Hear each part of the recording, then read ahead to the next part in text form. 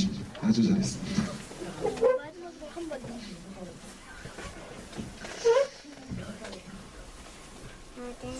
여러분 성씨가 다 있잖아요. 여러분 성씨는 어떤 성을 쓰시는지 모르겠어요. 저는 한자로 우리나라의 정씨가 크게 두 부류가 있는데 나라 정자 쓰는 분들이 많이 있습니다. 더 수적으로 아마 더 많은 것 같아요. 근데 저는 고물의 정자, 제이처럼 생긴 글자 있잖아요. 고물의 정자를 씁니다. 본관은 나주가 본관이고, 이런 거 혹시 아세요?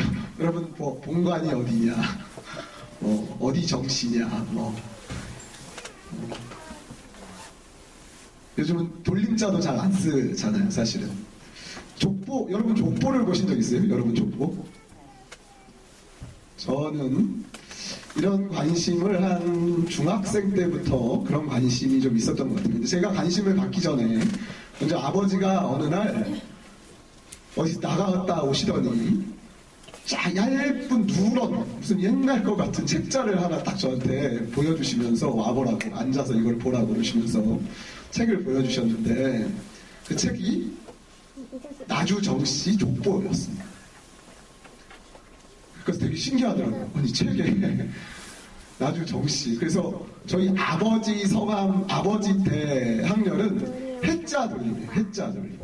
저희 아버지 성함이 정자, 해자, 용자신데 정혜용, 정혜식, 정혜남, 정혜찬 뭐 이렇게 해자 돌림.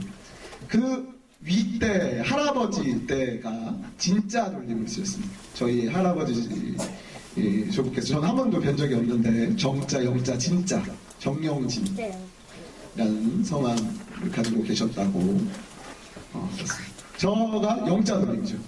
저희 사촌들 뭐 이렇게 명절 때날 가서 모이면 뭐 대영형, 재영형, 개영형, 제 사촌 동생 영, 외자예요. 정영 이런 이제 다 있고. 저희가 그러니까 영자 돌림이죠. 저희 자녀들은 무슨 돌림일까요? 저희 자녀대가 다음 대가 우자 돌림이에요. 우성이, 우혁이, 우리. 그 사촌 큰집 뭐 이렇게 가면 거기 다 있어요. 우진이, 우천이, 우정이 뭐 다 우자 돌림 애들이 있어요. 그래가지고 저희 애들 이름 지을 때 우진 쓰고 싶었거든요. 우진. 근데 저희 사촌 조카 중에 우진이가 있어가지고 못 썼어요. 우정이도 하고 싶었는데 딸은 우정 하고 싶었는데 우정도 썼어요.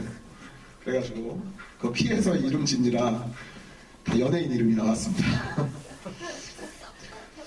저희 집안의 가장 중요한 알려진 인물은, 저희 선조 중에 가장 알려진 인물은 다산 정약용 선생이 그 고물의 정자를 쓰는 나주가 본관인 분이셔서, 저희 조상이 정약용이다 어디 가든 저 이렇게 얘기하고 있는데, 사실은 그 나주 정씨도 파가 많고 이렇게 가문 지류가 많아가지고 제가 정약용 선생의 직계 자손인지는 알 수가 없어요. 아닐 것 같아요. 아닐지도 모르겠는데 어디 가도 제가 누구에게 제 이름을 소개할 자리가 있으면 전 정약용의 후손이다 뭐 이렇게 이제 자랑하고 다니긴 합니다. 여러분 중에는 조상 중에 혹시 이름 딱 대면 알만한 분 누구 있어요? 박상영 집사님 혹시 아시는 분 있습니까? 박형거세의 후손이네요. 우리 박상영 집사님 박형거세의 후손. 임자민 형제 조상 중에 혹시 있나요? 임경업 장군님의 후손. 대단. 진선부 집사님의 조상 중에 이름 딱 말하면 알만한 분 없다고요? 모르시는 거 아니에요? 누구요? 네. 대부분 근데 한국성 씨가 중국에서 오신 분들이 많지 않나요? 그렇죠? 이 씨와 김 씨는 제가 묻지 않겠습니다. 너무 많을 것이고 다 자기 조상이라고 주장할 수 있을 거라서 묻지 않는데, 제가 한 중학교 때쯤 그런 관심을 갖게 된 것 같아요. 우리 할아버지는 어떤 분이셨을까? 저희 아버지는 제가 아니까. 할머니도 제가 아니까, 할머니는 제가 대학생쯤에 소천하셨거든요. 그러니까 할머님도 제가 많이 뵙고 알고 할머니가 어떤 분인 줄 아는데 할아버지는 어떤 분이셨을까 그런 궁금함도 있고, 시골 할머니 댁에 가면, 시골에 놀러 가면 할머니 댁에 그 옛날에 그 뭐라 그러죠? 옛날 집이었어요. 아구기에 불 때는. 거기 할머니 방에 가면, 안방에 가면 그 할아버지 사진이, 흑백 사진이 이렇게 있는데, 그 옛날 그 한복을 입은, 옛날 한복을 입은 할아버지 이렇게 서 계시는데, 그 어릴 때 제 기억으로는 되게 무섭게 생기셨는데, 얼굴이 어떻게 생기셨는지는 잘 기억이 안 나고 알아보기도 좀 어려웠어요. 흑백 사진이고 옛날 사진인데, 그나마 그렇게 수염으로 다 가리고 있으셔가지고, 어떻게 생기셨는지는 잘 알아볼 수가 없고 기억이 안 나지만, 제 마음속에는 근데 그런 한편으로는 기대, 한편으로는 우려감이 있었어요. 어떤 마음이 있었냐면, 혹시 우리 할아버지나 할머니 때에 일제시대에 지내셨던 분들이고 일제시대의 얘기를 할머니가 직접 해주신 적도 있는데, 독립운동을 하신 분들이었을까? 아니면 친일에 가까운 분들이었을까? 뭐 이런 이제. 근데 정답은 그 정도의 영향력 있는 어떤 주도하는 분들은 아니었어요. 그냥 묵묵히 농사 지으시는 그냥 서민들이셨습니다. 농민들이셨는데, 그래도 부모님 그 예전에는 돈이 좀 있었다고 하는데 그 돈으로 좀 일본 순사들한테 돈도 찔러 넣어주고 그러셨었으면 어떡하나. 제가 그런 할머니 할아버지가 그런 분들이었으면 어떡하나 뭐 이런 생각이 들고, 야 그랬으면 좀 내가 손자지만 부끄러울 수도 있어, 부끄러운 마음이 좀 들기도 하겠다 이런 생각도 들고, 반대로 독립운동 그런 거에 하셨거나 그런 거에 가담하셨던 분이면 저랑은 아무 상관없는 것 같기도 한데 제가 괜히 으쓱할 것 같고 그랬는데, 최근에 그 정답이 나왔습니다. 최근에 저희 아버지가 어느 날 연락을 하셔가지고 그 역사 근대사 뭐 바로 세우기 위원회, 우리나라에 그런 게 있어요. 그 역사 바로 세우기 그런 이제 위원회 그런 게 있는데, 거기서부터 연락을 받으신 거예요. 아버지가 연락을 받으셔서, 아버지 고향이 강화신데, 강화도신데 거기에 다녀오셨다는 거예요. 어머니랑 같이 다녀오셨다고. 거기서 초청을 받아가지고. 왜 초청을 받았냐면, 그 저희 할머니가 신앙생활을 열심히 하시는 분이셨거든요. 그러니까 그 할머니의 믿음을 본받아서 우리 고모님들도 다 믿음이 좋으시고, 남자 형제들 중에서는 저희 아버지만 믿음이 좋으셔가지고 아버지가 목사님이 되신 거죠. 그 할머니의 신앙을 물려받으셔서.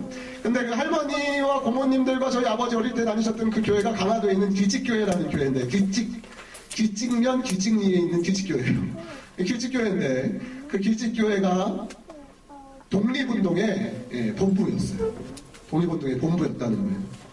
그래가지고 그 강화도 지역에서 독립운동 하시는 분들이 다 거기서 모여서 뭐 이제 작전도 짜고 태극기도 만들고 뭐 이렇게 하면서 독립 만세운동도 하고 막 그랬는데, 그게 이제 그전에는 많이 알려지지 않았는데 그런 것들을 발굴하는 운동들이 많이 하면서 그 교회가 그런 독립운동의 본부였다는 사실이 발견되어서, 지금 생존해 계신 분들, 그 교회를 다니셨는데 지금까지 생존해 계신 분들을 이제 연락처를 찾아서 초청한 거예요. 그래서 그 길직교회를 그런 뭐죠? 역사 유적, 우리나라 독립운동의 본부로 그렇게 보존하기로 그렇게 이제 결정이 돼서 그 기념식을 하는데 아버지를 초대하신 거예요. 그래서 아버지가 거기 다녀오시는데 그 얘기를 저한테 하시는데, 아버지가 그 어느 때보다 되게 뿌듯해 하시고 자랑스러워 하시면서 저한테 얘기를 하시더라고요. 최근에 있었어요. 작년이었나? 재작년에 있었던 일이에요. 그러면서 저에게 중요한 건 뭐였냐면, 마음속에 하나의 궁금했던, 오랫동안 궁금했던 하나의 답을 찾은 거예요. 적어도 저희 할머니가 친일을 하신 분은 아니었겠구나 이런 생각을. 막 나서서 독립운동을 하신 분은 아닐지는 몰라도 적어도 거기에 뭐 숨어가지고 기도를 하셨다든지, 독립운동 하시는 분들 위해서 뭐 음식을 준비하셨다든지, 뭐 태극기를 만드셨다든지, 뭐 이런 거 정도는 하셨겠다 뭐 이런 생각이 들면서 감사하기도 하고 괜히 제가 자랑스러워지더라고요.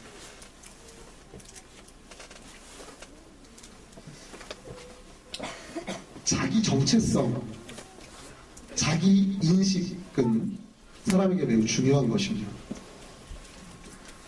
그리고 자신이 어떤 존재인지, 내가 누구인지에 대해서 설명할 때 가장 중요한 요소는 나의 뿌리, 나의 근원으로부터 나의 정체성을 발견하고 자기가 어떤 존재인지 인식하는 거예요. 나는 누구인가? 난 어디서부터 왔는가? 난 어디서부터 태어난 사람인가? 설교 초반부터 졸리니까 사진을 한 장 준비했습니다. 사진. 그럼 이분이 누군지 아세요? 이분 누군지 아시는 분 대답해 보시죠. 이분 누구시죠? 대통령 같은데. 이분은 아마 저희 대한예수교 장로의 지금은 합동교단에서는 가장 뭐라 그럴까요? 교계의 지도자. 그냥 뭐죠? 총회장이고 정치 잘해서 그런 지도자가 아니라 진정으로 존경받고 리더의 역할을 영적인 리더의 역할을 감당할 수 있을 만한 지도자라고 인정되는 분당 우리 교회 이찬수 목사님이십니다. 대통령. 제가 존경하는 분이에요. 제가 존경하고 이분 절 모르고 저도 이분에 대해서 잘은 모르지만 마음속으로 늘 흠모하는 마음이 있는 그런 분이십니다. 그러니까 존경하기도 하고 닮고 싶기도 하고 배우고 싶기도 하고. 이분은 누구신지 아십니까? 이분 아시는 분 있어요? 이분도 목사님이시고 제가 존경하고 마음속으로 흠모하고 배우고 싶고 닮고 싶은 목사님입니다. 이분 성함은 방인성 목사님이세요. 방씨세요. 방인성 목사님.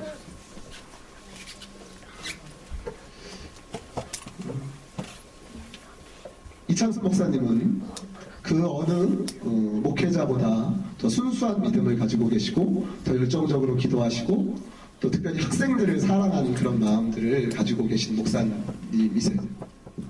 방인성 목사님은 특별히 사회의 정의와 교회의 성결함을 회복하기 위해서 가장 앞장서서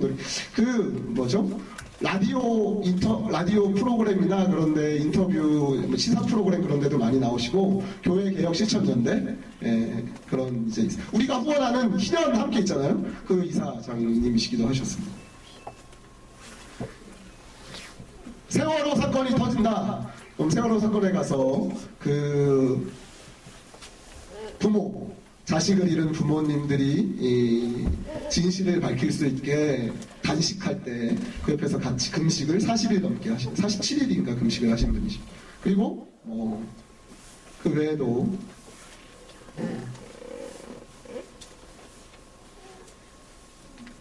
명석교회 세습 문제 같은 것들이 있을 때 제가 앞장서서 그거에 반대하고 시위하고 싸우기도 하시고 그렇게 시위하다가 벌금형을 받으신 적이 있어요. 이 벌금 내라, 안 그러면 너 감옥 간다. 이렇게 이제 1인 시위하고 단식 농성하고 그러다가 사회적인. 그래서 이제 구청인가 거기로부터 벌금 내지 않으면 감옥 간다 했을 때 벌금을 내기보다는 갇힌 자들의 심령을 경험해 보겠다고 감옥에 갔다 오셨어요. 그냥 감옥에 갔다 오셨어요. 벌금 20만 원 내기보단 감옥에 갔다 오겠다 이렇게. 어쨌든 그런 분이에요.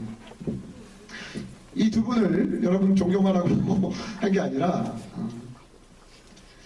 이분들을 제가 존경했는데 존경하고 그 뒤에 알게 된 사실들이 있습니다. 이찬수 목사님의 아버지도 목사님이셨는데 아시는 분들은 아시겠지만 이찬수 목사님 아버지가 작은 개척교회의 담임 목사님이셨고 교회가 너무 어렵고 문제도 많고 부흥이 안 되니까 40일 금식 기도를 시작하셨습니다. 기도원 들어가셔서 40일 금식 기도를 하시다가 17일 만에 소천하셨습니다.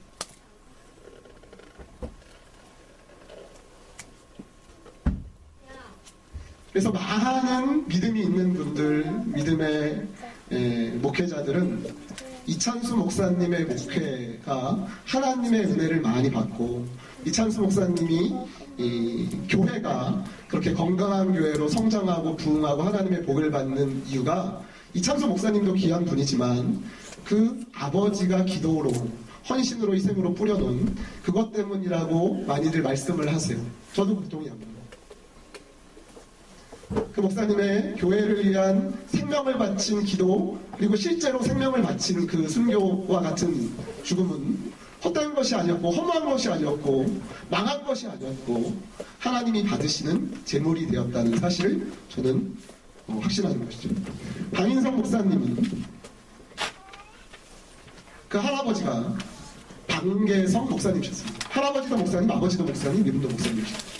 방계성 목사님은 주기철 목사님과 함께 신사참배에 가장 앞장서서 반대하셨고, 주기철 목사님과 같이 옥고를 치르시고, 근데 주기철 목사님은 약간 좀 더 작으시고 약하셔서 고문을 당하시거나 그러면 기절하시거나 졸도하시거나 그러신 적이 많은데, 방계성 목사님은, 이 방계성 목사님의 할아버지인 방계성 목사님은 좀 더 강단이 있으셔가지고 같은 고문을 당하고 더 많이 고문을 당해도 쓰러지지 않으시고 졸도하지 않으시고 오히려 주기철 목사님을 보살피고 돌보시고 그렇게 하셨다가, 주기철 목사님도 옥고를 치르다가 순교하셨고 방계성 목사님도 옥고를 치르다가 순교하셨습니다. 그런데 방계성 목사님은 순교자의 명단에 초기에는 기록도 되지 못했어요. 그 이유가 방계성 목사님이 자식들과 가족들한테 옥고와 순교를 자랑하지 마라. 그건 자랑이 아니고 숨겨야 되고 자랑할 것이 아니다라고 철저하게 가르치셔서 가족들이나 자녀들이 그걸 철저하게 비밀로 하고 숨기고 알리지도 않았기 때문에 그게 한동안은 알려지지 않았다가 최근에 많이 알려지게 됐습니다. 저는 이제 그런 생각을 하는 거예요. 제가 할머니가 독립운동을 하셨는지 안 하셨는지도 모르고 독립운동이 어느 정도 어떻게 가담하셨는지도 모르지만 할머니가 다니시던 교회가 독립운동의 거점이었다는 사실만으로도 내가 어깨가 으쓱하고 뭔가 내 자아에 대한, 내 존재에 대한 뭔가 중요한 어떤 근원을 찾은 것 같다는 느낌, 아주 든든한 자랑스러움을 느낀다면 이분들은 과연 어떤 생각, 어떤 마음을 가지실까 그런 생각을 하는 거예요. 이찬수 목사님이 여러분 타락할 수 있을까요? 전 미치지 않고선 그럴 수 없다고 생각합니다. 자기 아버지가 교회를 위해서 생명을 걸고 기도하시다가 금식한 지 17일 만에 돌아가시는 걸 자기 아들인 자기 눈으로 본, 그리고 자신이 하나님을 위해서 예수 그리스도의 영광을 위해서 목사님이 되신 이분이 세상과 타협하고 복음을 변질시키고 그냥 그럭저럭 돈이나 좋아하고 그러시지 못할 거라고 생각합니다. 이찬수 목사님이 기도하지 않으실 수 있겠습니까? 힘드니까 피곤하니까 바쁘니까 기도하지 않고 그냥 어영부영 내 힘으로 목회를 하겠다 그런 생각을 가지실 수 있겠습니까? 저 죽었다 깨어나도 그렇게 못하실 것 같아요. 아버지가 기도하다가 소천하셨는데 그 아들 목사가 어떻게 기도하지 않고 목회를 하겠다고 생각을 하실 수 있겠는데, 이찬수 목사님은 아마 그렇게 생각하실 것 같다 그런 생각입니다. 제가 생각하는 게 아니라 이찬수 목사님 진짜 그렇게 생각하시는지는 모르겠는데 그러실 것 같아요. 저는 방인성 목사님이 대한민국이 타락하고 교회가 타락하는 것을 보고 참을 수 있겠냐? 못 참으실 것 같아요. 대한민국이 잘못된 길로 가고 대한민국이 막 일본이랑 막 그런 외교적인 싸움을 할 때 제일 분노하고 대한민국이 정의를 잃어버리고 불의와 타협할 때 진짜 가만히 있을 수가 없어서 어떻게라도 막고 싶고 싸우고 싶어서 교회가 타락하는 것을 막고 싶어서 나가서 싸울 수밖에 없는 이유가 방인성 목사님께 그런 이유가 있기 때문에, 뿌리에서 그 이유가 있다고 저는 생각하는 것입니다.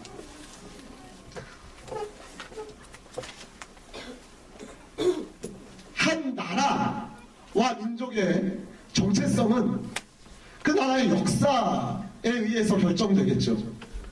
우리나라가 일제시대로부터 6.25로 민주화 운동으로 그 겪은 역사가 우리 대한민국의 정체성이 되겠죠.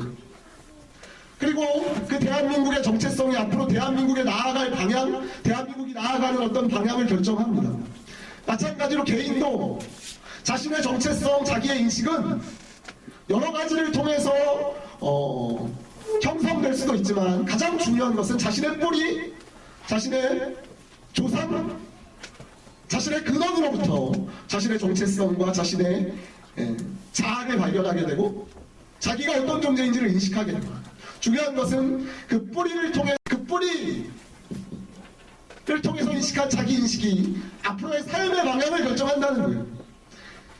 급식 기도하사 돌아가신 아버지 밑에서 태어난 이찬수 목사님이 목회를 하는 방향이 결정되는 것처럼, 독립운동가의 손자인 반인성 목사님이 목회 방향이 결정되는 것처럼, 우리도 우리의 선조, 우리의 뿌리, 우리의 근원이 무엇인가를 알고, 그래서 우리가 어떤 존재인지, 내가 누구인지를 인식하고 자아 정체성이 형성되면 그것이 우리의 삶을 결정하고 삶의 방향을 좌우한다고 생각하는 것입니다.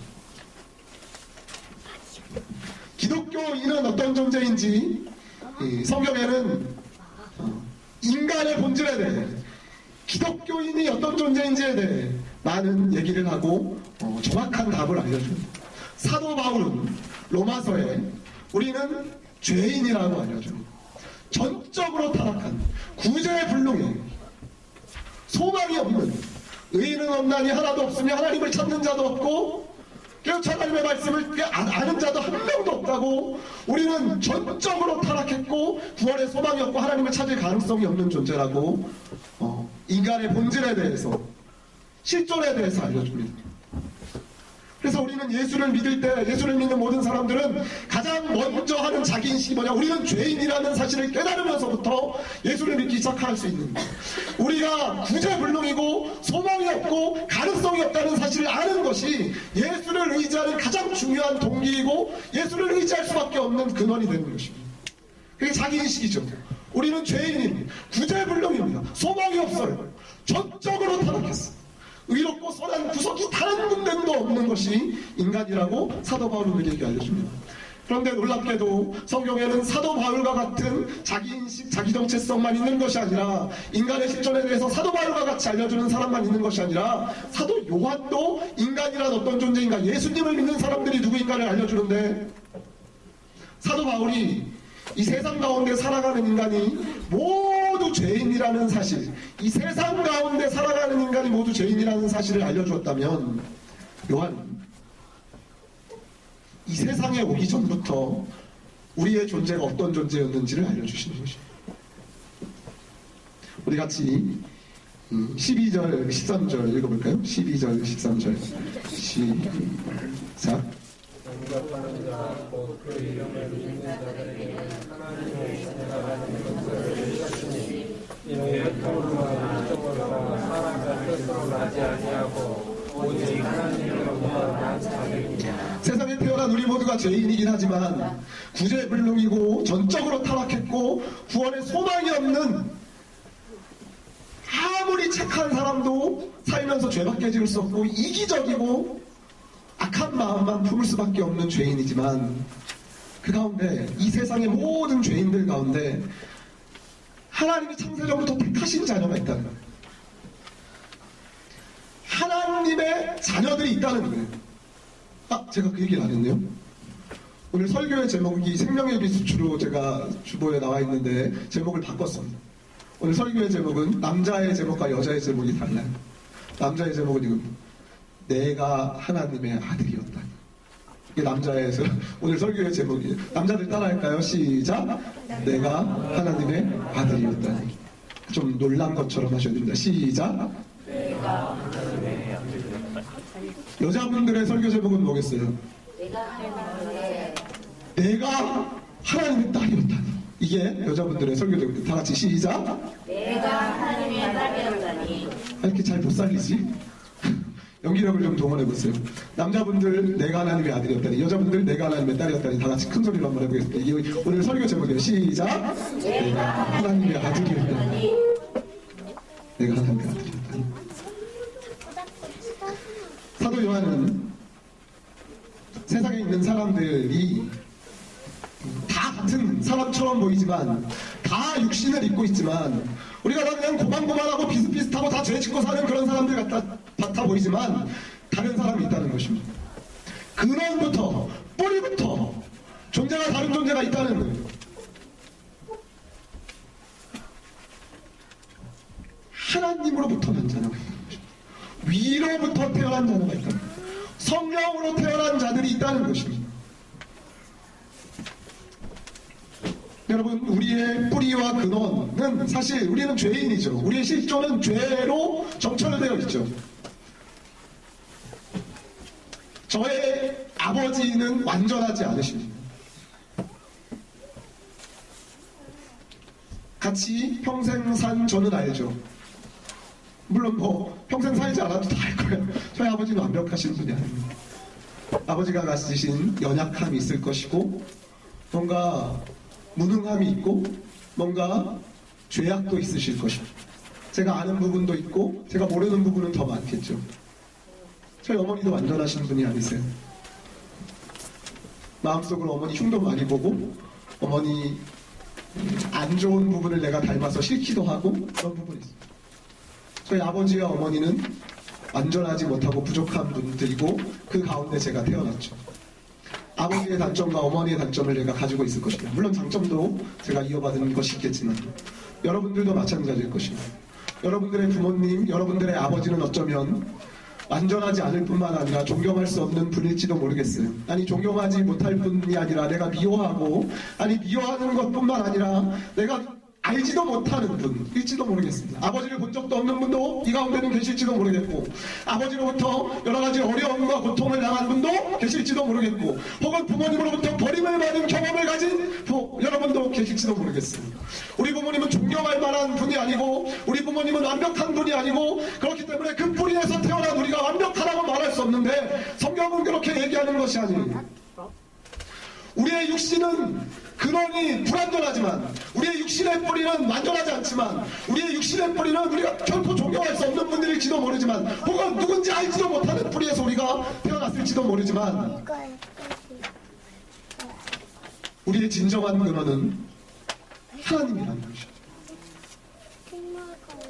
예수님이 이 땅에 있는 모든 인간들과 똑같이 사시고, 똑같은 몸을 입고 똑같이 태어나셨고, 심지어는 모든 인간들보다 더 비천하게, 낮게, 비참하게, 진짜 별 볼 일 없이 예수님이 태어났고 별 볼 일 없는 인생을 산 것 같았지만, 예수님 안에 성령이 계시고 예수님은 하나님으로부터 태어난 독생자이신 것처럼, 우리도 죄나 짓고 부족한 상황 가운데, 별 볼 일 없는 가정 가운데 별 볼 일 없이 태어난 것 같고 그럭저럭 사는 것 같지만, 우리는 하나님의 아들이라는 것입니다.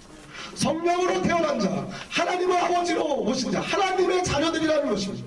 내가 하나님의 아들이라는 거예요. 여러분들이 하나님의 딸이라는 거예요. 우리가 인식하지 못하고 알지 못한 채 살아왔고 살아가고 있는지 모르지만, 우리는 하나님의 아들이고 하나님의 딸인 것입니다. 그것을 알고, 그것을 인식하고, 그것을 믿고, 그걸 자기 정체성으로 받아들이는 것이 너무 중요한 거예요. 전 사실 이찬수 목사님이나 박인성 목사님 같은 분들을 부러워했어요. 나도 독립운동가의 후손이면 얼마나 멋있었을까. 그냥 그것만으로 뭔가 아우라가 있잖아요. 제 아내가 주기철 목사님이 후손인 거 아니에요? 주씨는 하나밖에 없다면서요. 우리나라에. 사모님은 어디 가시든 그렇게 말씀해 주죠. 저는 주기철 목사님의 후손입니다. 이렇게. 주기철 목사님 같은 분의 후손으로 내가 태어나면 얼마나, 손양원 목사님의 내가 손주였다면 얼마나 멋있었을까. 저희 조부께서는 잘 알고 계신 알려진 손양원 목사님이시지만, 저는 할아버님의 발가락도 따라가지 못합니다. 겸손하라고 배웠습니다. 이렇게 얼마나 멋있어요. 그것만으로 아우라가 뭐 풍기지 않아요? 영광스럽고. 그리고 사실 그렇게 됐었다면 제 생각엔 제가 좀 다르게 살았을 것 같다는 생각이, 제 자신이. 여러분, 대통령의 아들은 뭔가 다른 인식을 가지고 정체성을 가지고 살걸요? 잘은 모르지만, 제가 왕의 아들도 아니고 대통령의 아들도 아니어서 잘은 모르지만 좀 다를 것 같아요. 사사로운 거에 막 연연하거나 목숨 걸거나 막 집착하거나 막 경쟁하거나 막 그런 레벨이 아닐지 모르겠다는 생각을 저는 갖고 있어요. 그래서 제가 독립운동가의 후손이거나 뭐 되게 멋있는 어떤 분의 아들로 태어났으면 내가 좀 더 다르게 살았겠구나, 이런 생각을 가끔 할 때가 있고, 그래서 알게 모르게 부러움을 갖고 있는 생각을 한 적도 있지만, 성경은 그렇게 말하지 않아요. 하나님은 우리에게 그렇게 말하지 않는 것이죠. 너희 아버지가 누구고 너희 어머니가 누구고 너희가 육신적으로 이 땅에서 어떻게 태어났고 너희가 육신적으로 어떤 가족에서 어떻게 살았는지 모르지만 그건 중요한 게 아니라는 거예요. 예수님도 낳고 비천하게 별볼일 없이 태어나고 별볼일 없이 사신 것 같지만 그 안에 예수의 영이 있고 하나님의 영이 있고 예수님은 사실 하나님의 아들이셨던 것처럼 우리도 성령으로 거듭난 하나님의 아들 하나님의 딸이라는 것입니다. 그리고 그것을 아는 사람은 삶이 달라지고 그것을 아는 사람은 인생이 달라지고 그것을 아는 사람은 자기 정체성, 자기 인식이 다르기 때문에 삶의 방향, 결정하는 것, 생각하는 것, 앞으로 나아가는 방향이 달라질 수밖에 없다고 우리에게 알려주시는 것입니다. 그것이 바로 하나님의 자녀된 권세, 하나님의 자녀된 권세를 누리는 거예요.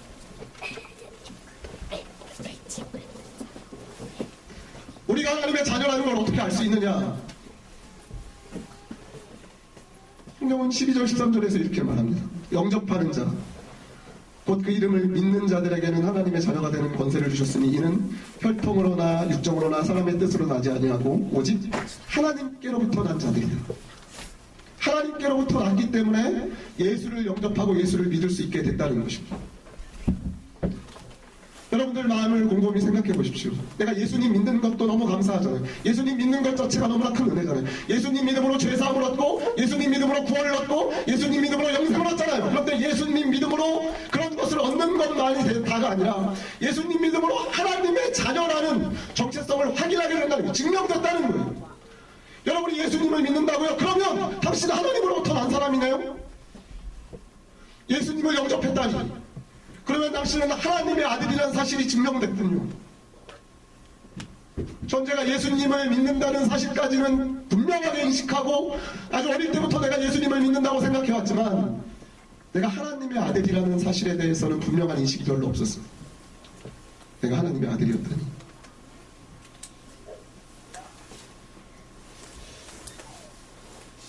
여러분, 이찬수 목사님이 만약에 세상에 비천한, 저급한 욕망과 타협하지 않는다면 나는 자기인식과 정체성이 매우 중요한 역할을 한다고 생각합니다. 내가 누군데? 다른 사람은 몰라도 우리 아버지 밑에서 태어난 나는 그런 거에 유혹에 넘어가지 않지. 박인성 목사님이 세상의 모든 사람들이 세상과 타협하고 인간적인 욕망에 세상의 세속화에 세상 풍류에 흘러가지 않고 자신을 지킬 수 있다면 그것은 자기 인식, 자기 정체성에서 비롯되었을 것이라고 저는 생각하는 거예요. 내가 누군데? 내가 어떤 존재인데? 그따위 것에 내가 한 줄. 그따위 것에 내가 넘어갈 줄 알아. 그따위 것에 내가 유혹에 넘어갈 줄 알아. 여러분, 예수님이 십자가의 길을 걸으실 때 세상 사람들이 자기를 비웃고 조롱하고 세상 사람들이 자기를 무시할 때 예수님의 자존감이 흔들렸을까요? 저는 하나도 흔들리지 않았을 것이라고 확신합니다. 세상 사람들이 예수님의 옷차림을 보고 옷도 한 벌밖에 없고 머리 둘 곳도 없어서 맨날 들 같은 데서 배 같은 데서 쪼그려져가지고 세상 사람들은 옷 화려하게 입고 좋은 마차 같은 거 타고 다니는 사람들이 예수님 야 지질이 궁상이다 뭐 그렇게 사냐 저 망했네 가난하다 그렇게 얘기해도 예수님은 전혀 그런 거에 꼴리지 않으셨을 거예요. 자존심 전혀 상하지 않으셨을 거예요. 예수님은 자신이 하나님의 아들이라는 분명한 자기 인식이 있으셨습니다. 그런 게 뭐가 중요해요? 뭐 좋은 옷 입고 좋은 차 타고 뭐 좋은 음식 먹고 호요식하고 그렇게 사는 게 뭐가 중요해요? 하나님의 아들로서 나는 영원 인류를 구원할 구원자로 왔는데 내가 저 죄인들을 살릴 것이고 내가 저 죽어가는 영혼들을 구할 것이고 내가 영원 인류를 구할 것이라는 분명한 자기인식이 있는 예수님이 그런 사사로운 거 비천한 거 저급한 것에 흔들리고 유혹에 넘어가셨겠습니까? 아마 나는 예수님이 십자가를 지고 골고다를 걸어가실 때에도 그 분명한 자기인식과 그 분명한 정체성을 가지고 그 고난의 길을 걸으셨을 것이라는 확신입니다. 그 영광스러운 자존감. 여러분들이 예수님을 믿고 계시다면 예수님이 하나님의 아들이라고 확신하실 수 있다는 것입니다. 여러분들이 하나님의 딸이라는 것입니다. 나는 몰랐지만 나는 깨닫지 못했지만 나는 지금까지 인식하지 못한 채 살아왔지만 나는 하나님의 아들이고 여러분은 하나님의 딸이라는 것입니다. 여러분 곰곰이 생각해 보십시오. 여러분은 누굽니까? 여러분의 아버지는 누구셨습니까? 여러분의 할아버지는 어떤 분이셨습니까? 여러분의 어머니는 누구고 여러분은 어떤 가정 가운데 태어나셨습니까? 여러분 어떤 가정 분위기에서 어떻게 살아오셨습니까? 그것이 중요합니다. 여러분 저를 보십시오. 저는 여러분들은 어떻게 생각할지 모르지만 저는 하나님의 아들입니다. 저는 하늘로부터 난 존재입니다. 난 위로부터 태어났고 하나님의 아들인 존재입니다. 세상 사람들은 저를 어떻게 생각하고 세상 사람들은 저를 무엇이라고 보고 세상 사람들은 저희 부모님에 대해 저희 가정에 대해 뭐라고 생각하고 저희가 행색에 대해 제 성격이나 삶에 대해 뭐라고 말할지 모르지만 그건 세상 사람들의 생각이고 사실 진실은 저는 하나님의 아들이라는 것입니다. 여러분들이 하나님의 아들입니다. 할렐루야. 여러분들에게 과제를 하나 드리겠습니다. 숙제를 하나 드리겠습니다. 이번 한 주 동안 여러분들은 늘 틈틈이 생각날 때마다 이렇게 주절주절 거리시면서 사십시오. 내가 하나님의 아들이었다니, 내가 하나님의 딸이었다니, 내가 하나님의 아들이라니. 따라할까요? 내가 하나님의 아들이었다니, 내가 하나님의 딸이었다니. 여러분들은 세상에 저급하고 비천하고 추한 것들에 넘어가 그럴 레벨의 사람들이 아닙니다. 여러분은 세상에 저급한 경쟁에 뛰어들어서 뭐 하나라도 더 건지겠다고 머리 터지게 싸우고 욕하고 마음 상하고 그럴 레벨의 사람들이 아닙니다. 여러분들은 위로부터 태어난 하나님의 자녀들이고 하나님의 아들 하나님의 딸들이라는 사실을 분명히 기억하시고 2020년을 믿음으로 승리하는 자녀된 권세를 누리시는 모든 성도님들 되시길 주의 이름으로 축원합니다. 기도하겠습니다. 우리 같이 한번 기도하겠습니다. 우리의 가정, 우리의 아버지, 우리의 할아버지, 우리의 부모님, 우리의 어머니, 내가 살아온 환경, 내가 살아온 배경들, 그런 육신적인 것보다 중요한 것은 내가 성령으로 태어난, 위로부터 태어난 하나님의 아들, 하나님의 딸이라는 사실임을 여러분들 깨달으시길 바랍니다. 내가 예수님을 믿는 것을 본다. 내가 지금 예수님을 분명하게 믿고 있는 건 사실인데 그렇다면 내가 하나님의 아들이었다니, 그렇다면 내가 하나님의 딸이었다니, 이 분명한 자기 정체성과 인식을 가지고 이 땅을 믿음으로 살아가시고 자녀된 권세로 승리하시는 우리 성도님들 되게 해달라고 우리 같이 오늘 주신 말씀을 마음에 새기면서 같이 한번 합심해서 기도하겠습니다. 기도하시겠습니다.